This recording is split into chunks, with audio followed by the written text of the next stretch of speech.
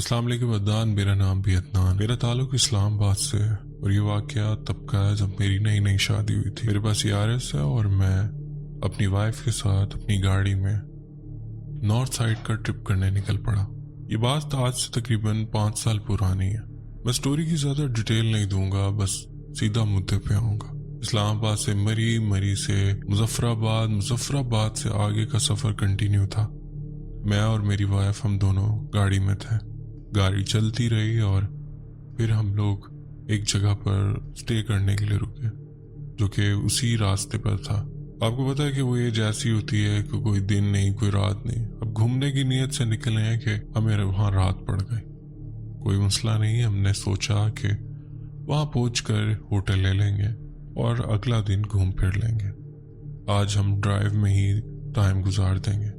जब अच्छा हम सफ़र हो तो फिर घूमना फिरना क्या, आप एक लॉन्ग ड्राइव भी इंजॉय कर रहे होते हैं। हमने एक जगह गाड़ी रोकी और हमने वहाँ पर कुछ स्टे किया, फ्रेश हुए और कुछ रिफ्रेशमेंट मंगवाई।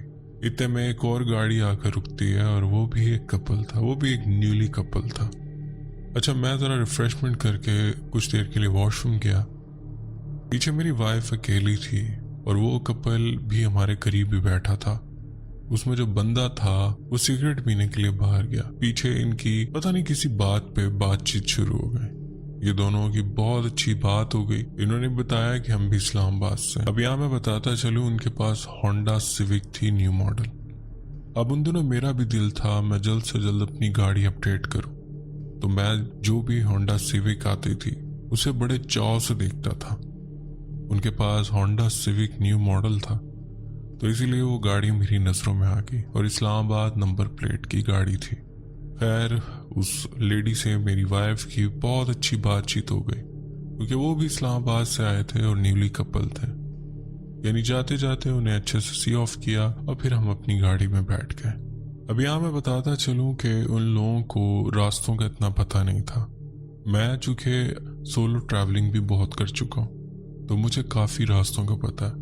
वो बंदा थोड़ा नर्वस था, उसने मुझसे गपशप की क्योंकि हमारी वाइफ की आपस में अच्छी अंडरस्टैंडिंग हो गई थी।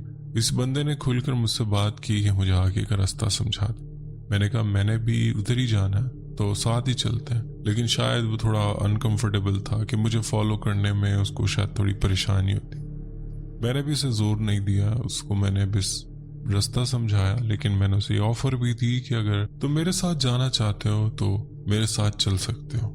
खैर, उस बंदे ने कोई उस पर रजामंदी जाहिर नहीं की। मैं भी समझदार हूँ, मुझे अंदाजा हो गया कि बस वो बंदा जितना पूछ रहा है उतना ही बताओ। मैंने उसे रास्ते समझाए, लेकिन सरसरी सा उसे मैंने कहा कि ऐसे ऐसे पॉइंट पे आपने ऐसे ऐसे टर्न ले लेना। खैर, उस बंदे ने समझा और नफी में सर हिला दिया कि ठीक है, मुझे समझ आ गई। ये कहने के बाद वो कपल जिसे हमने सी ऑफ किया और वो अपनी गाड़ी में बैठा। वो बंदा जहाज की तरह वहां से निकल गया। निकलता भी क्यों नहीं, क्योंकि सिविक उसके पास थी और वो बंदा अपनी गाड़ी लेकर हमसे आगे आ गया। खैर, इतने में मैंने अपनी गाड़ी निकाली और मैं भी उसके पीछे पीछे। अब रात हो चुकी थी और अंधेरा छा गया था। कुछ ही गाड़ियां बहुत वक्फे से हमें क्रॉस करती, अदरवाइज हम उस वीरान जगह पर अकेले ही जा रहे थे। अब अगर आपने उन जगहों पर रात में सफर किया तो आप बखूबी अंदाजा कर सकते हैं कि वहाँ के रात के सन्नाटे कितने खौफनाक होते हैं। खैर अदनान भाई, अंधेरा घुप है, गाड़ी की हेडलाइट ऑन है। दूर मुझे उस गाड़ी की बैक लाइट नजर आ रही है, वही कपल की जो बहुत दूर हमसे चल रही है। वो बंदा गाड़ी बहुत खींच रहा था, हालांकि मैं भी काफी तेज चला रहा था, लेकिन बहुत एहतियात से, क्योंकि वो जगह गाड़ी की स्पीड मारने वाली नहीं थी। और वो बंदा, मैं दिल ही दिल सोच रहा हूँ कि उसे रास्ते भी नहीं पता और ऐसे जगहों पर तो इंसान और एहतियात करता, फिर वो इतनी स्पीड मारते हुए गाड़ी चला रहा। खैर, उसका कॉन्फिडेंस क्या कह सकते हैं। गाड़ी चलती रही, लेकिन मैं उसे बीट ना कर सका। एक डिस्टेंस बरकरार रहा। काफी दूर वो गाड़ी मुझसे चलती रही। फिर एक पॉइंट ऐसा आता है कि वो गाड़ी गलत टर्न ले लेती है। वो चूंकि मेरे आगे था तो मुझे अंदाजा हो गया कि अब यहाँ से टर्न नहीं लेना था। उसने वो टर्न ले ली। मेरे दिल में आया कि यार, चाहे गैर ही सही, लेकिन इंसानियत के नाते मुझे उनको गाइड करना चाहिए। अब मैं उसे गाइड भी कैसे करूं, ना उसका फ़ोन नंबर मेरे पास और ना वहाँ पर नेटवर्क चलता। मेरे पास एक ही ऑप्शन था कि जिस रास्ते पे उसने टर्न लिया था उसी रास्ते पे मुझे भी गाड़ी उतार देनी थी और फिर उसका पीछा करना था, फिर उसे चेस करके उसे बताना था कि तुमने गलत मोड़ ले लिया।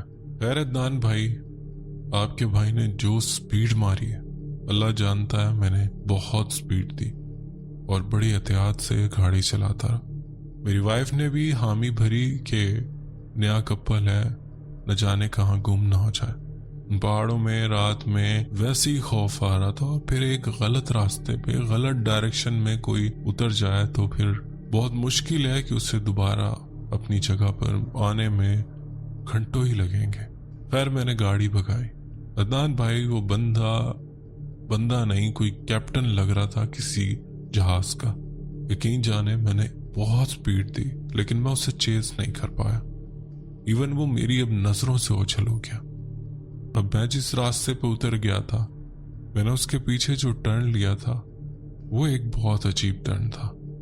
वो एक रोड था जो शायद लोकल्स के लिए था, जो आगे पीछे पहाड़ों में रहने वाले विलेज से कनेक्ट करता होगा। खैर अल्लाह जानता है, मैं रात में उस सुनसान रास्ते पे उसके पीछे पीछे, वो गाड़ी बहुत दूर थी, वहां पर पाइन ट्रीज थे, जंगल था।